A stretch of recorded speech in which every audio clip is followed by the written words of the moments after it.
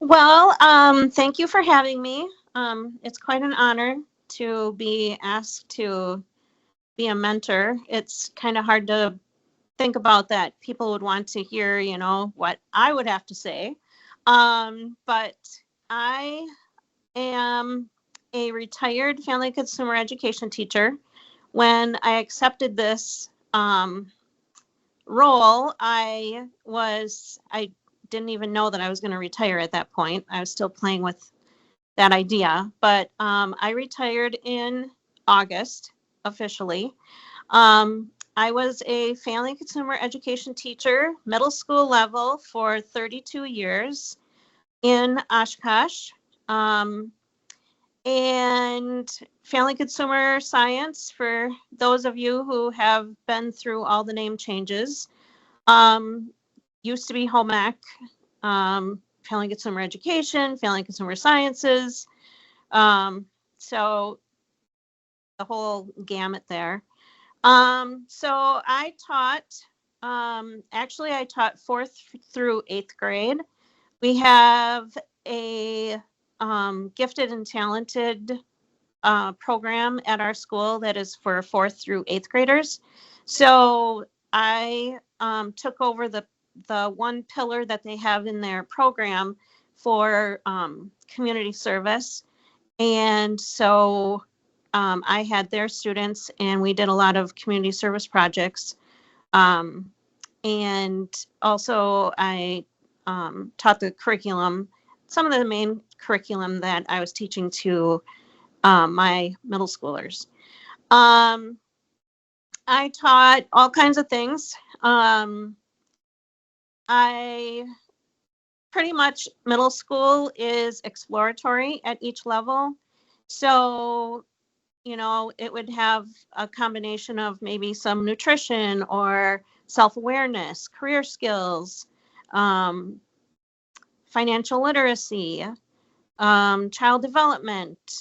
Um, of course, we'd get in food safety and cooking, and then also the textiles, sewing, and other types of textile work.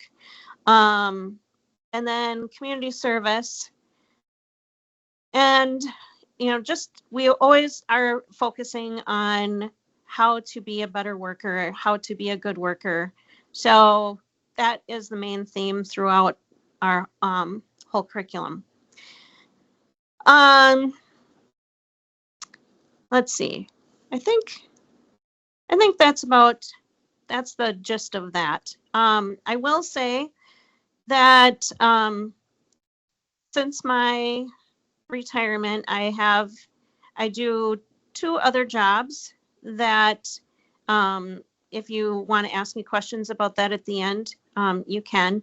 I do home care for a um, a company that takes on clients. So I go into a couple clients' homes and do housekeeping and laundry, things like that.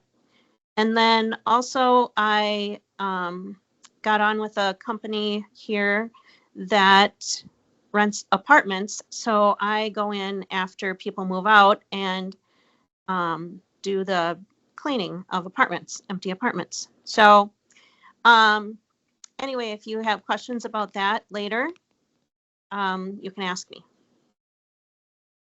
No, I think you pretty much answered the first question. Had like four parts, and I think you covered all of that. So I'm just going to go to the second question, which is, can you explain the path that led you to this job or your career, I guess I would be. So as a side note, I just have to say, so I was in a hunting accident when I was 5, and that's when I lost my vision.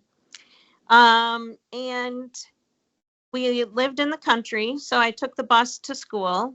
I was at my public school, and I love my bus driver. So I had decided that when I was in kindergarten, when people would ask me what I want to do when I grow up, I said I wanted to be a bus driver. And so my parents would just go along with it. And they would just say to people, well, if she wants to do it, she'll figure out a way. So by first grade, I finally um, decided to change my mind, and I thought I'll be a teacher. So I always knew I wanted to be a teacher. I just didn't know in what capacity. I When I started looking at colleges, I I was looking for a early childhood program. My plan was that I wanted to own my own nursery school. That's what it was called back then.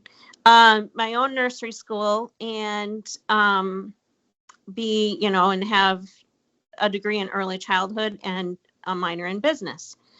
And so that's when I started looking at for colleges. And I just happened to have a class at the time in the Family Consumer Education program about looking at different careers in the area. And one of the places that we toured and visited was a home daycare.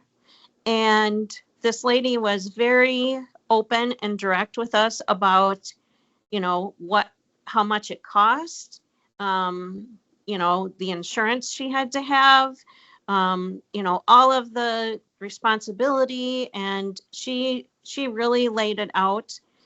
And coming away from that, I realized that I wasn't going to make very much money.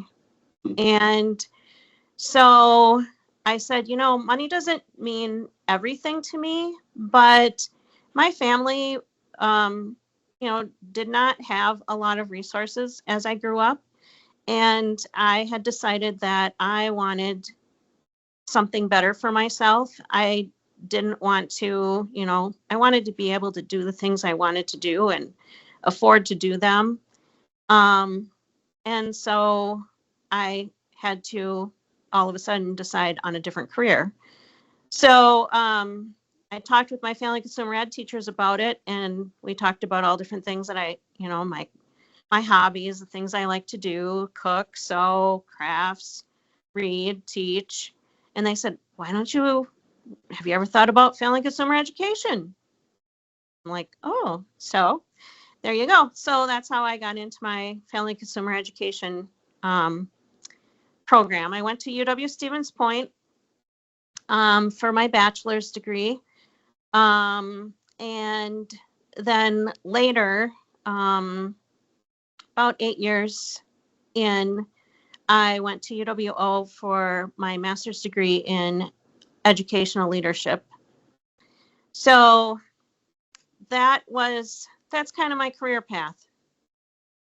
An interesting fact also is that I got my job right away out of school, out of college, and I was at the same middle school in the same classroom for 32 years, which is longer than I have lived in any house in my life. So, so that's something to think about. And I have quite a few more years to go to live in a house for as long as I taught in the same classroom. So, Thank you. I kind of have a follow-up question to that, but I'm gonna ask the next question, and then so my follow-up question is, how was your experience in college with your student teaching? And so the next question is, please share some of the greatest rewards and challenges to your job, so that might kind of fall in that yeah. area as well. So I was very lucky in that I ended up with my advisor, who is the head of the program, Cheryl Fedge, and she um, she would she would always advocate for me. And so the head of the department wasn't so sure about me taking classes and doing all these things. And so, she decided that, I shouldn't take very many credits per semester and whatever. And so then when I got actually assigned to Cheryl and I talked to Cheryl about it, Cheryl is like, well, I don't know why you can't take as many credits as you want to. And if you think you can handle it. And then also in my education, there were classes, some of the professors didn't want me taking their class. There was a textiles class in particular that was note taking, but also was a lab. And she did not think that I could do the lab, even with an assistant. And so the Office for Disabilities and myself and her went round and round about this. It ended up that they reclassified the class for me so that it was just an information class rather than a lab class as well. And in the end, this lady, she was not very nice. While she would bring up like things, well, just for instance, she would say, well, once I had someone go to the wash their drapes in the washing machine and then wash their children's clothes in the washing machine after that. Well, you would have to know that would be really stupid to do that because there are pieces of glass in the drapery fabric. And so that then, was affected the child when the child was wearing this clothing. She would talk about that, and then she talked about how blind people couldn't do things, and that, on and on and on. And she would hit all the different categories of people and would badmouth them. I kept track of that. She ended up getting fired at the end of the semester. So anyway, but Cheryl always had my back. So when it came time for student teaching, she knew teachers, around the state because she had been in this for a long time. So she picked out a couple of teachers that, she thought would be a great placement for me. And so I actually student taught in Janesville. And that at the middle school, and that placement didn't go so well only because the lady got sick 3 days after I started, and she was out until the last 4 days of the quarter. So I dealt with 3 substitutes during that time. So yeah, so that didn't go very well. But then my high school placement was in Stoughton with a wonderful lady, and she was great and, was very open to me teaching and, doing all the things that a teacher would do. So then challenges, and well, I'm going to start with the rewards of my career.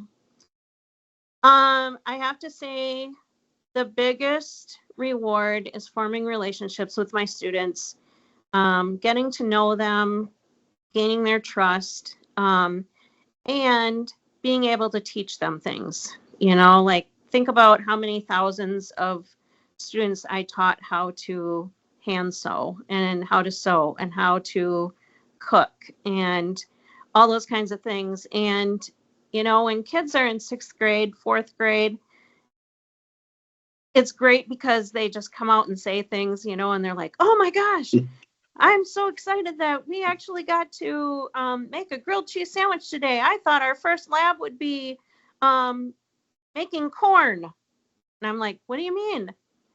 Yeah, I thought we'd just open up a can of corn and heat it in a pan. That's what I thought we'd do on our first lab. And I said, no. So anyway, just just seeing how excited they were to learn things, that was my biggest reward. Another reward that I have to say is gaining the acceptance of parents and coworkers of having a blind teacher. Because when I first came to Oshkosh, um, there was a big um, there was a school board member who publicly in the school board meeting said that he did not want to hire me and that it was going to be unsafe for students, so on and so forth. And so after that, then the newspaper wanted to do an article because there started to be all kinds of letters to the editor saying, that it's awful that the school district is going to be hiring this blind person, and now our children are going to be at risk, and on and on and on. And there were a couple people who wrote nice letters. So then the human resources person said that it would be advantageous for us to do an interview with the newspaper and try to put a positive spin on this. So we did. But so I started. My principal was the one who fought for me. And later I asked him, I said, why did you hire me? Like, you must have known that something, like, especially you should have, you would have known that something like that would have happened, that there would be some people rebelling. So why did you hire me? Why did you stick with me? And he's like, I just knew that you were going to be a good teacher, and I wanted you on my staff. And he was always supportive of me. He helped me learn things about teaching. And so when I started, it wasn't with the best reception. But this is my favorite story about acceptance. It was my first year of teaching, and it was an open house. So all the parents, so the kids would bring their parents, and it was just kind of an open concept. So parents would just walk into rooms and stand in line, and you'd wait and then meet your teacher, and then they'd leave and whatever. So it wasn't anything structured.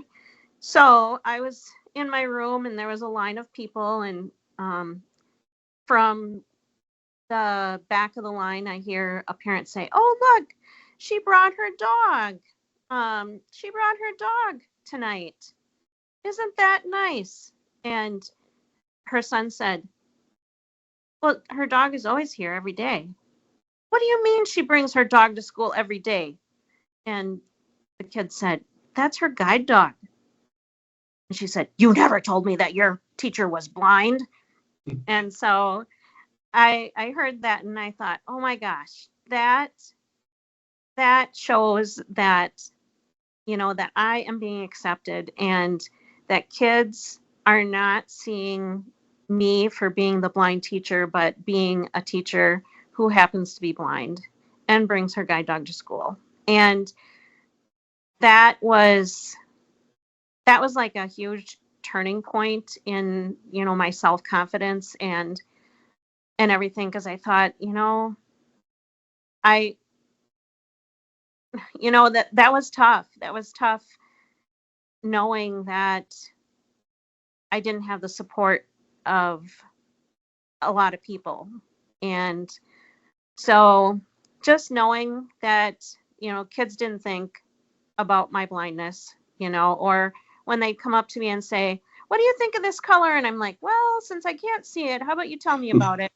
And then they'd say, "Oh," and they're like, "Oh, I'm so embarrassed." And I said, "Don't be embarrassed." I said, "That's actually a compliment to me, that you know, that's not the first thing on your mind is that I'm blind. So, um, and one of my things while I was teaching is, I totally believe in my curriculum, from the bottom of my heart, but even deeper in my heart is the concept that I wanted to teach my students that people with disabilities are just like them, and they, have feelings, and they have talents, and they have weaknesses, um, just like anybody else. And so I would emphasize that kind of stuff whenever I could, just because, um, I thought, I thought that that was one of the main reasons I was in teaching, was to try to bring to the forefront the idea that people with disabilities can do things. And so that's what I wanted kids to know. Um, Also, over the years, I was recognized several times for, um, my ability to work with students with disabilities and, create different ways of doing things and approaching learning in different ways and understanding their disability. That was always the soft spot in my heart. And so I always tried to do that. Nice. And then one more, um, I think one of the biggest rewards that I had was I received um, the Teacher of the Year, the National Blind Educator of the Year from the National Federation of the Blind in 2010. And I thought that that was, that is one of the biggest achievements I think that I could have ever received, because it was a group of my peers saying that I had made a difference, and, that I was doing great things. Um, I never got, the state educator of the year or the district educator of the year or anything like that. But I thought, I got something better. And that was that, my blind peers gave me an award and said that I was doing something good for people with disabilities. That's great. So I'm thinking you must have to have a very disciplined guide dog to have it in a consumer ed class where people are always working with food. Yeah. So I always, my, I was a little, I got to be more strict with, um, the rules on my dogs and students as the years went by. But, but there was always the rule that you could not go behind my desk, um, or in the area. There was a designated area for my dogs. And so that area, when my dog was in that area, no one was allowed to touch the dog except for me. And then my dogs just they learned the bell, they learned to tell time. And so, they would come out in between classes and let everybody pet them. And then as soon as the bell would ring, or even a little before, they would go right back to their bed, and they'd stay Sweet. there until I called them out again at the end of the hour. Wow. Yeah. That is so cool. Yeah. Okay. Next question. What are some of the blindness skills that led to success in your job? Um, so some of the skills that I'm going to talk about are skills that anybody should have, but the reason why I mention them is because I think as a person with a disability, that trait needs to be secure. So I think you'll understand as I go through. So first of all, organization. So, everybody, it works best if you're organized. But as a person with a visual impairment, that that organization is really important. Getting down your organization skills, being able to set something down and remember that's where you put it. When you're working in a big classroom and you have lots of surfaces to set things. Also, like, I dealt with a lot of print paperwork, and how was I going to know what paper was what, and who turned in what, and all those kinds of things. Just knowing all the different kinds of organization that I could go through, making seating charts. Like, I struggled with that for a little while, trying to figure out what was the best way that I would know, because I'd have 30 students in my classes, 6 classes a day. Um, how am I going to, and that was something that was really important, was everybody, they had a seat, their own seat from day one. So that way I could get to know their voices. And also that way I knew who was screwing around, and I could pinpoint more. So I experimented with all kinds of different things with seating charts until I came to the way that I liked it. So organization is like really, really important. Learning Braille, I think.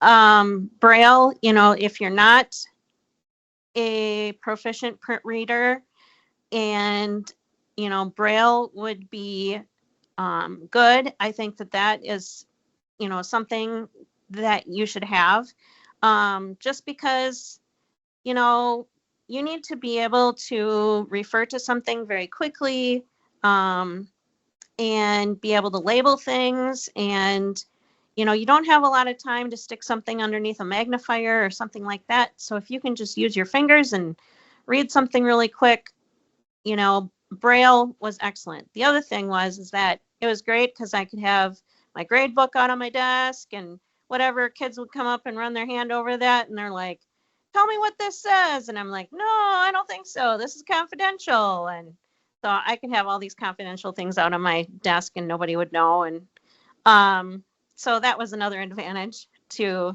knowing Braille and teaching. Advocacy for yourself.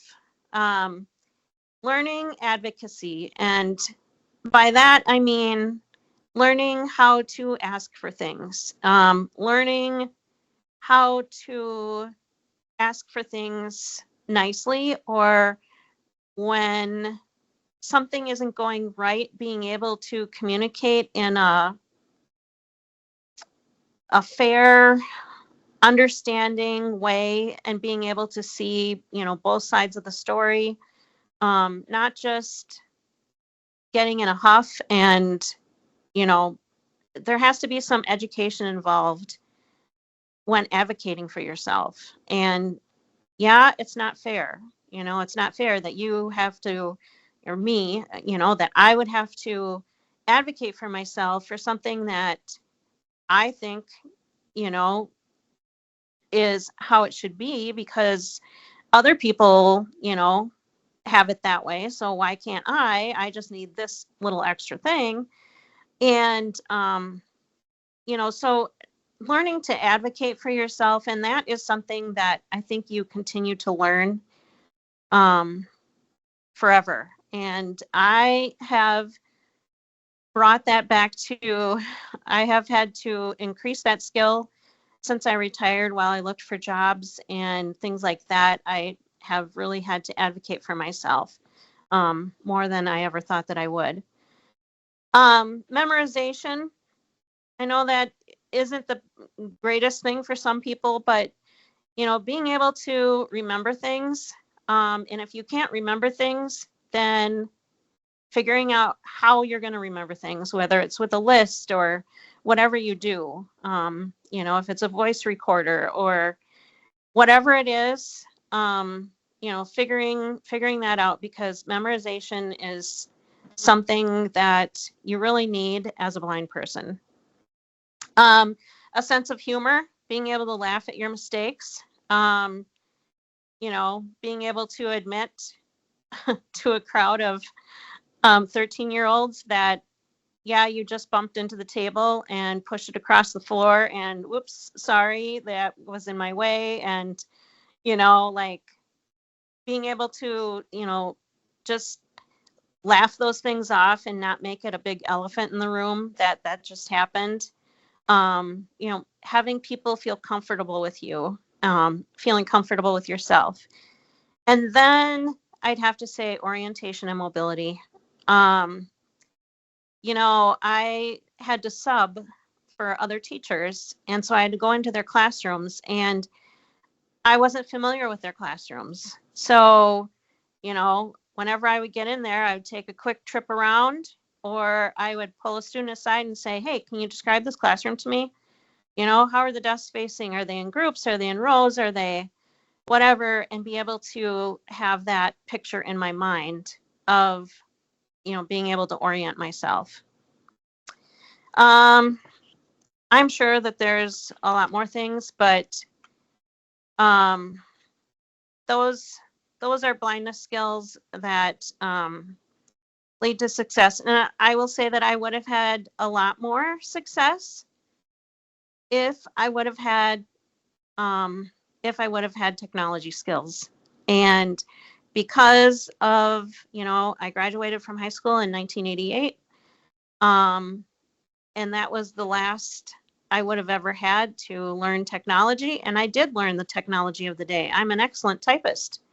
I can type anything with, a few mistakes. But then when they brought computers into the whole thing and being able to navigate and whatever, that's like beyond me. And I've tried so hard, and technology is just not my thing. Like I didn't even get an iPhone until 10 years ago. Yeah, 10 years ago. So, that was my first idea with technology, was the iPhone. And then a year after that, I got an iPad. So that was my first technology.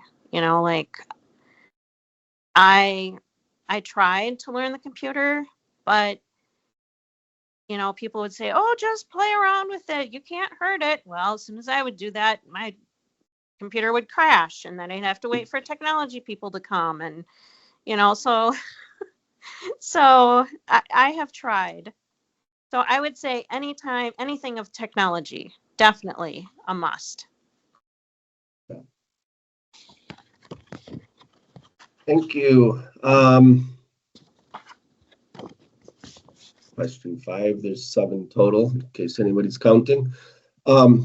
Who are some of your mentors, and how did they influence and or motivate you? Well, I always have to bring up my mom. My mom was my biggest hero and my biggest mentor. She was my cheerleader, and we lived in a small town when I had my accident, and my mom had never met a blind person, never even thought about a blind person, and so she started from scratch. And so she just decided that she was going to treat me just like my brother and my sister, and I was going to do the same things that they did, and that, she would help me figure out ways to do things.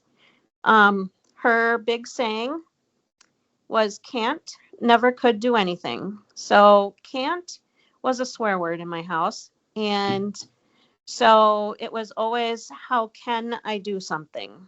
And that was always the way it was. And if it wasn't for my mom, I don't know. Like my mom taught me to cook. She taught me to sew. She taught me to clean. She taught me all the different kinds of things. She would let me go out and do things. She'd let me, like I'd say, I'm going to go to the mall. She'd say, okay, you know how to take the bus and whatever. And, I thought about that when my daughter was growing up at those ages. And I thought, oh man, my mom was something to, not be like helicopter parent, trying to make sure that I was going to be okay. And she just trusted that it was going to be okay.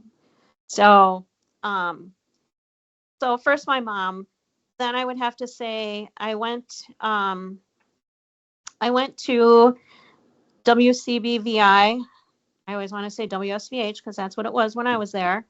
From first grade through my junior year of high school. And in that time, the people I met, I didn't know at the time what a great influence they were or, what cheerleaders they were for me because I was in school and, I like school, but, and you don't understand until afterward how great those teachers were and all the things that they did to influence. And so Margaret Wenzel was my home ec teacher in middle school. And when we got to our sewing project, we kind of got to choose what we wanted to do. And I said, I want to make a quilt. And she's like, okay. So I made a full-size quilt. So, out of patchwork squares and whatever. And, she never said I couldn't do it. So, and how many quilts have I made since then? So yeah, and then I'd have to say Oprah. um, I admire Oprah and her strength and her will, and her community service, how much she gives back. And yeah, I know she has a lot to give back and she gives a lot through money, but she also gives a lot through, herself and just understanding people. So Oprah has always been a big hero of mine.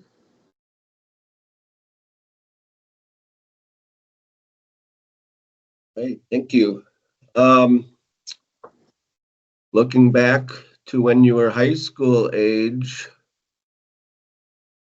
what would you tell yourself or what might you have done differently? When I was in high school, I was pretty quiet. I didn't really become an outgoing person until I was in my 20s, maybe.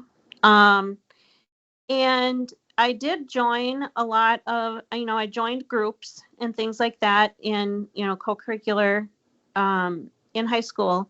However, my whole reasoning was always, this is what I can put on a scholarship application, and I'm going to need to get a lot of scholarships. And so this is going to look good on the scholarship application.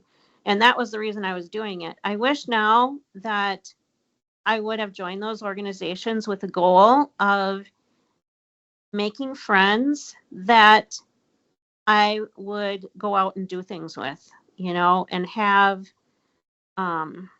teenage hangout buddies and be able to experience all the different things that high schoolers do. I didn't do that. And I think part of it was, being at WSVH, yes, I did all the co-curricular things that were there, but it wasn't like going to the mall or just deciding this is what you were going to do and going off and doing things and that kind of thing.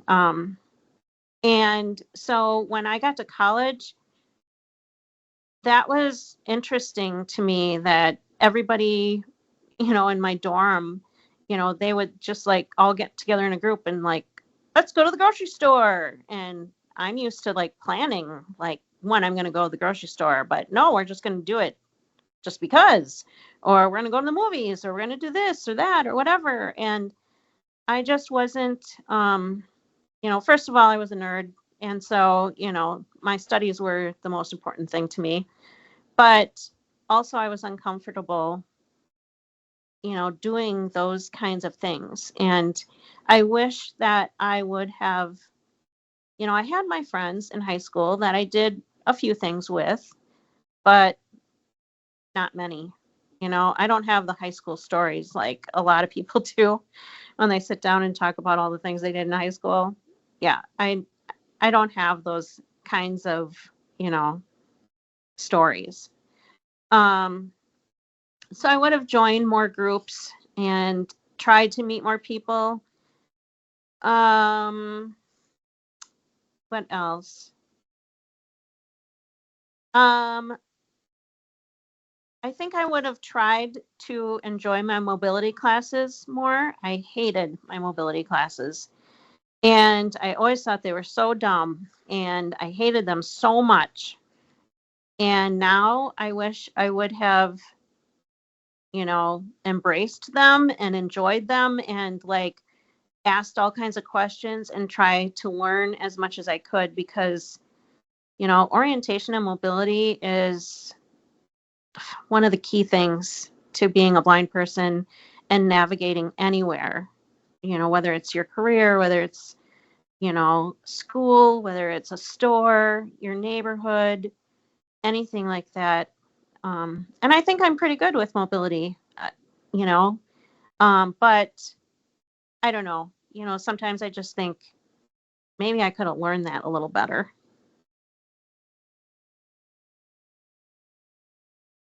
Okay, last question, and I think we have a question or two in the chat then after this question. So, what is the most important advice that you can share with young job seekers?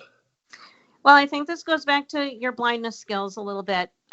So first of all, I would say learn to advocate for yourself in a polite, reasonable way.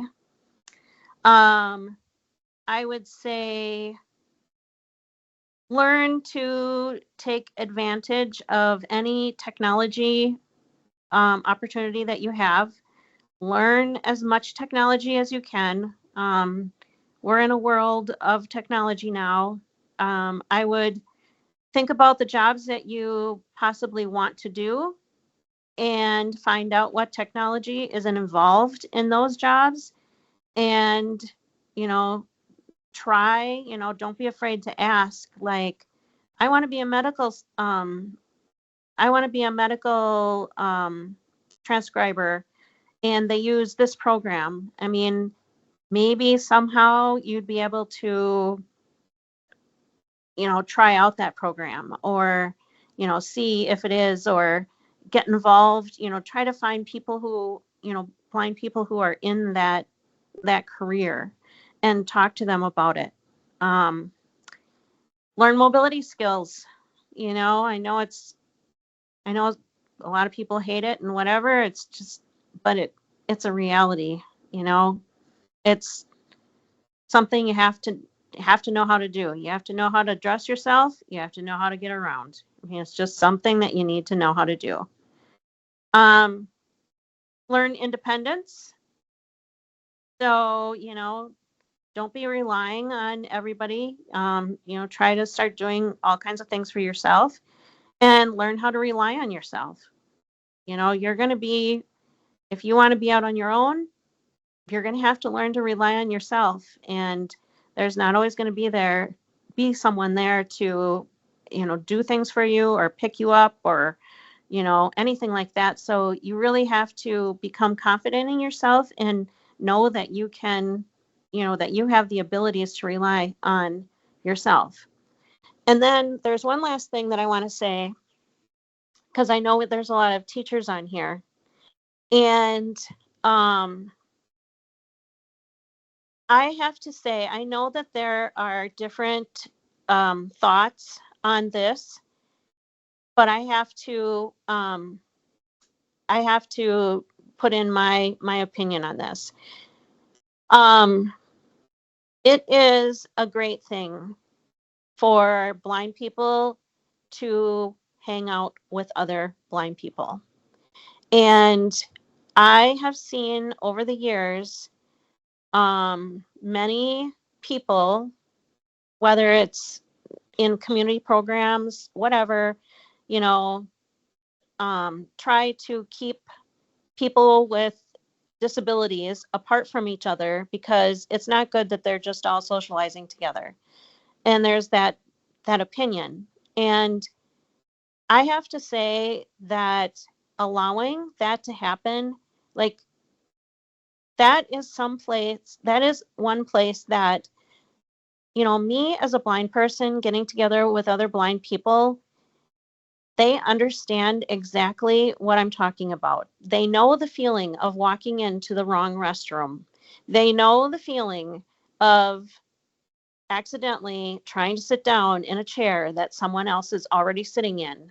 They know those embarrassing moments, and it makes you feel better to know that someone else has done those things too. They share experiences with you, and that is part of being confident, is knowing that you're not alone. And being able to express that with other people who are in the same situation is, it is more, I don't know, there's a word. It's just, um, it is something that's just so important. And throughout my lifetime, I have gone through times that I did not want to be associated with the blind community. And I wasn't, because I didn't want people to compare me, because of course that's the first thing that happens is, oh, I know this blind person and you must do the same thing as that blind person, so of course you're going to be compared. And I just did not want to be compared.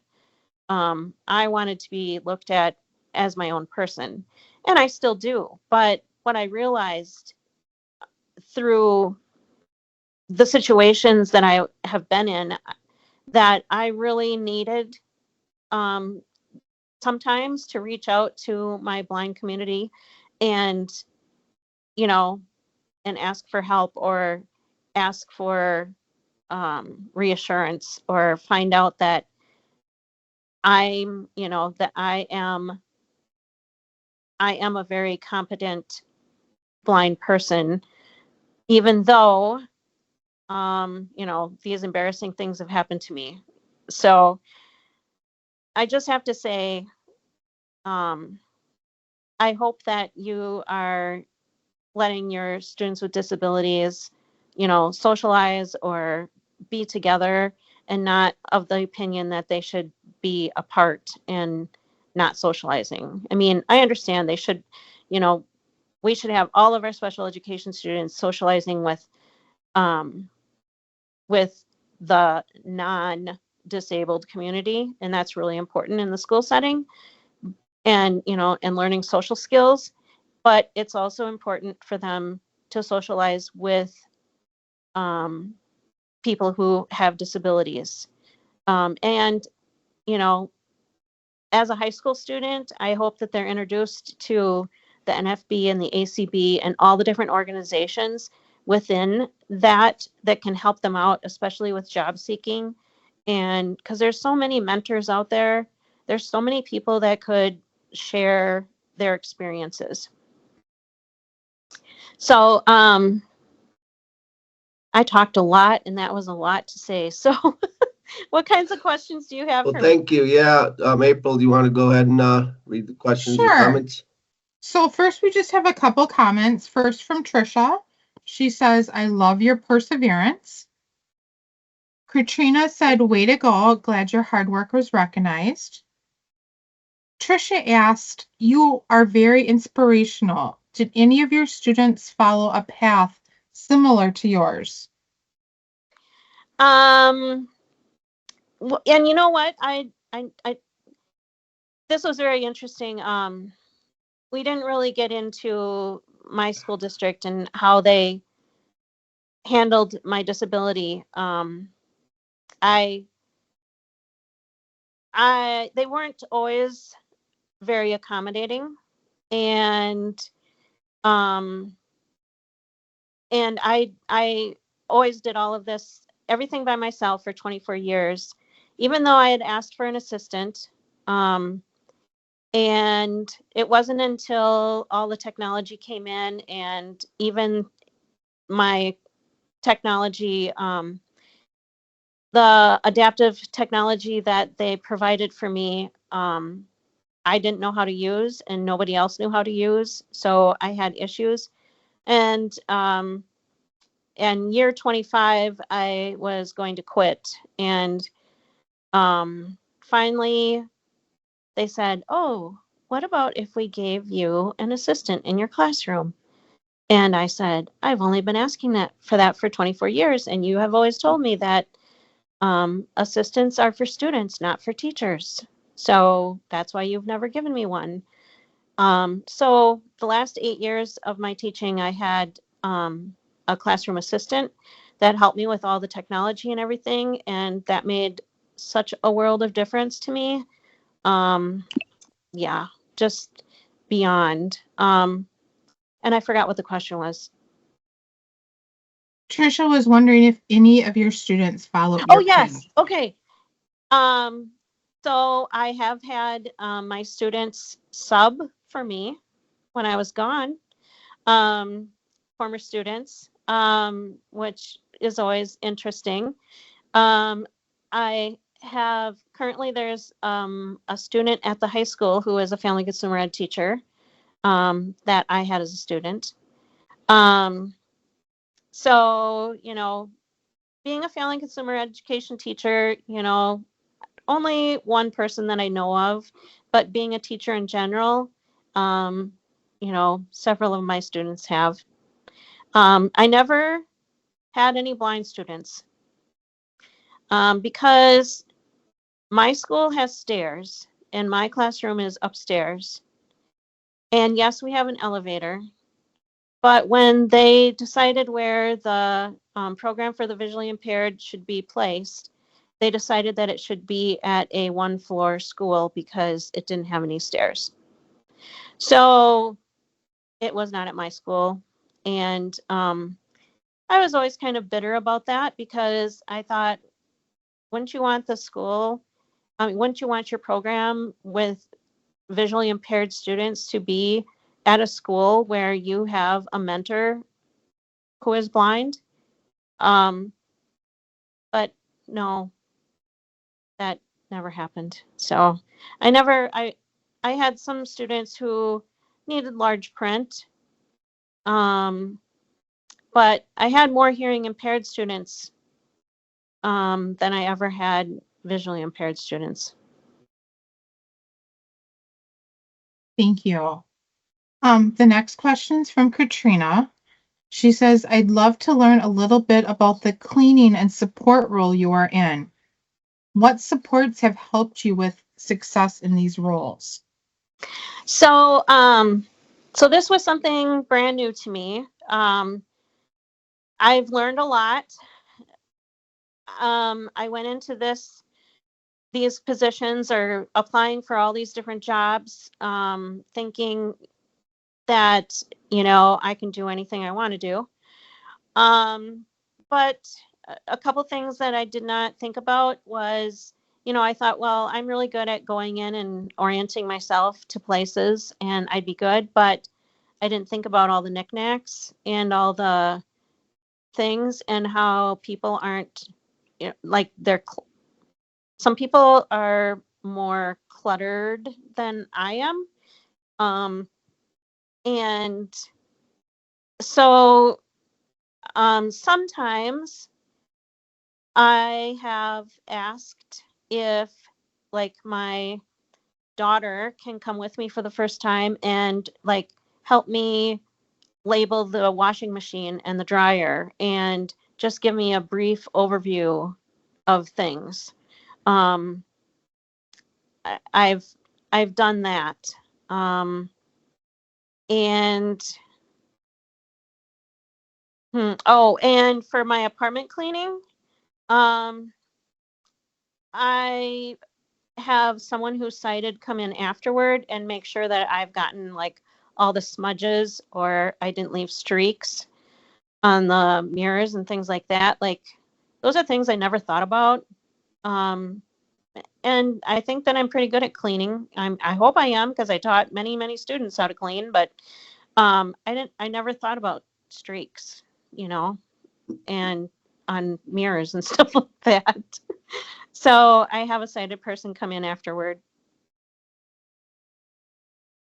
Yeah.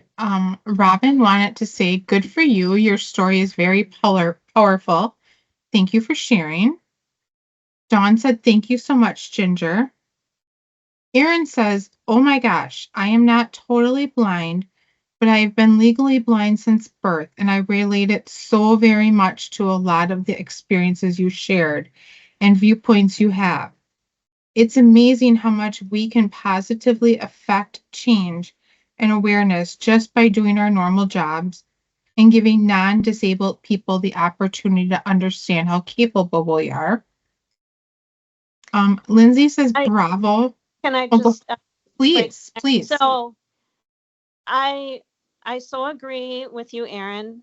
And that has kind of, I just kind of thought that was part of my role that just comes along, unfortunately, with having a disability is if you want the world to accept you more, you have to be an educator.